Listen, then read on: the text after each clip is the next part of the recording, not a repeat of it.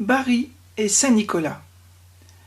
Bari est une ville italienne de plus de 300 000 habitants, chef-lieu de la ville métropolitaine de Bari et de la région des Pouilles sur la côte adriatique. C'est la 9e ville italienne par sa population et la 3e du sud de l'Italie. Bari est une grande ville portuaire à l'histoire riche qui a une forte tradition marchande et est depuis toujours un centre névralgique du commerce et des échanges politico-culturels avec l'Europe et le Moyen-Orient. Son port est actuellement le plus grand port des passagers de la mer Adriatique. L'ancienne ville est très pittoresque. Les petites ruelles sont ponctuées d'autels à la Vierge et aux saints. La cathédrale Saint-Sabin, dédiée à Sabin de Canossa, a été construite entre le XIIe et le XIIIe siècle, après la destruction de la ville en 1156 par Guillaume Ier de Sicile. Le bâtiment est de style roman des Pouilles. Bari est connue pour être la ville où se trouvent les reliques de Saint-Nicolas. Ce privilège a fait de Bari et de la basilique de Bari l'un des centres importants de l'Église orthodoxe en Occident. La basilique, dédiée à Saint-Nicolas à l'entrée de la vieille ville, contient les restes de Saint-Nicolas qui ont été volés à Myre, en Asie mineure, par 62 marins de Bari qui les ont ramenés dans leur ville pour être mis dans la basilique construite pour recevoir les reliques du saint. Ces héros sont enterrés dans la basilique. Lorsque Myre passa aux mains des Turcs seldjoukides, certains y ont vu une occasion d'aller porter les reliques du saint dans un endroit plus conforme à la chrétienté. Selon une légende, le saint, en passant sur le chemin de Rome, avait choisi Bari comme lieu de sa sépulture. Il y avait alors une grande concurrence entre Venise et Bari pour l'accueil des reliques. Celles-ci ont été emportées sous le nez des gardiens grecs et de leurs maîtres musulmans, et le 9 mai 1087 ont été débarquées sans problème à Bari. Une nouvelle église a été construite pour les abriter, honorée de la présence du pape Urbain II lors de la consécration de la crypte en 1089. L'édifice a été officiellement consacré en 1197. La fête de Saint-Nicolas est principalement tournée vers les enfants, mettant en scène le Saint-Nicolas de Myre. C'est une tradition vivace dans plusieurs pays européens qui se déroule le 6 décembre ou le 19 décembre pour l'Église orthodoxe qui utilise le calendrier julien. Les traditions diffèrent selon les régions, mais un trait commun à ces célébrations est la distribution de cadeaux ou de friandises aux enfants, qui est parfois substituée par celle du Père Noël. La légende du Père Noël a été créée à partir du personnage de Saint Nicolas. C'est en quelque sorte l'ancêtre du Père Noël. L'histoire dit que le personnage de Saint Nicolas est né à Patara en Asie mineure entre 250 et 270 après Jésus-Christ. Il est mort le 6 décembre en 345 dans la ville portuaire de Myre en Asie mineure. C'est l'un des saints les plus populaires en Grèce et dans l'Église latine. Il fut évêque de Myre au IVe siècle. Sa vie est entourée de légendes qui reflètent sa personnalité généreuse. C'est l'un des saints le plus souvent représentés dans l'iconographie religieuse, sur les vitraux des églises, dans les tableaux, en statues, les images d'Épinal. La veille de la Saint-Nicolas, les petits-enfants placent leurs souliers devant la cheminée avant d'aller se coucher. Ils déposent à côté de leurs chaussures une carotte et des sucres pour la mule de Saint-Nicolas et un verre de vin pour réchauffer le grand saint.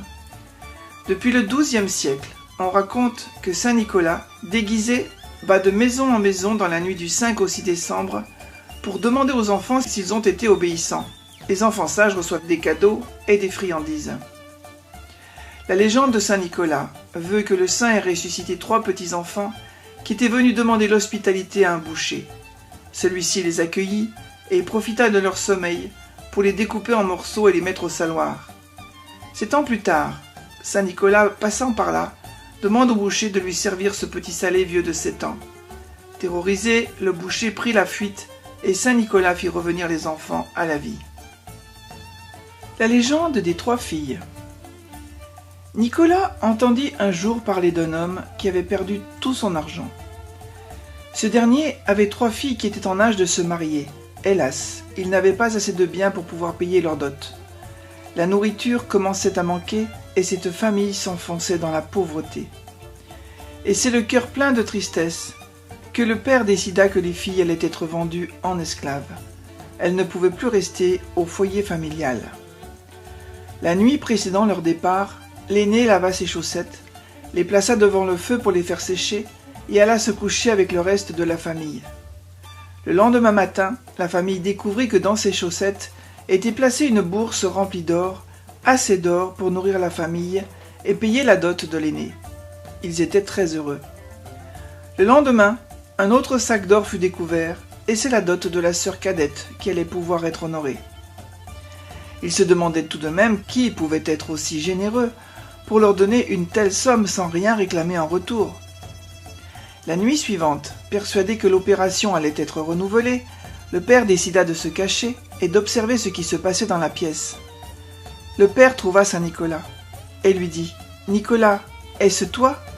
Merci pour ton aide, je ne sais comment te remercier. » Saint Nicolas répondit « S'il te plaît, ne me remercie pas. Remercie Dieu d'avoir exaucé tes prières. » Puis il lui demanda de ne raconter cette histoire à personne et disparut. L'homme ne tint pas ses promesses car le lendemain toute la ville en fut informée et le bruit se répandit en peu de temps dans toute la province. L'homme put marier ses filles et depuis, la coutume veut que les jeunes filles qui cherchent un mari s'adressent à Saint Nicolas pour qu'il guide leur choix. La légende du sauvetage en mer. Un jour où Saint Nicolas se rendait en pèlerinage en Terre Sainte, il rencontra un marin et lui prédit qu'une horrible tempête allait se lever. La prédiction se révéla juste, le marin qui se trouvait sur son bateau avec tout son équipage fut pris dans le mouvement tumultueux des flots. La tempête fut si puissante que tous les passagers se crurent perdus. Mais Nicolas rendit le calme à la mer et les personnes à bord furent sauvées. Depuis ce jour, les marins ont choisi Saint Nicolas comme patron de leur corporation. Lorsque la tempête se lève et qu'ils se sentent en danger, ils demandent aux saints de veiller sur eux. Prière à Saint Nicolas de Bari. Ô glorieux Saint Nicolas de Bari, mon bon protecteur et père, me voilà en ta présence pour te supplier humblement de tourner vers moi ton regard bienveillant et miséricordieux. Combien de générations de fidèles se sont tournés vers toi? Combien de larmes ont été versées en ta présence? Combien de joies intimes t'ont été confessées? Et combien d'invocations t'ont été adressées? À celle-ci j'unis en ce moment mes prières pour invoquer ton intervention puissante. Tu connais les secrets de mon cœur, mes peines, mes souhaits. Présente-les en présence de Dieu et demande pour moi la grâce d'être exaucé.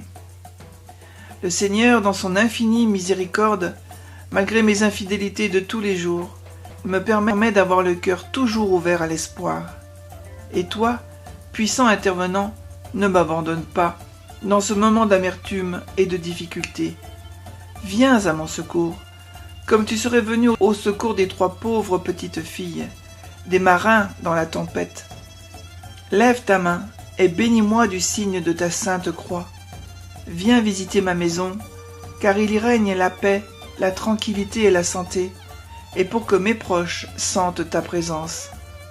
Je prie de la même manière pour tous ceux qui ont besoin de ta puissante intervention.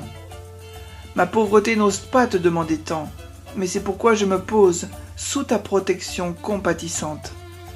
Ô Saint Nicolas, sûr de ton intervention valable auprès de la miséricorde infinie de Dieu, je pars de chez toi, l'esprit serein et plein de reconnaissance envers Dieu pour tous ses bienfaits.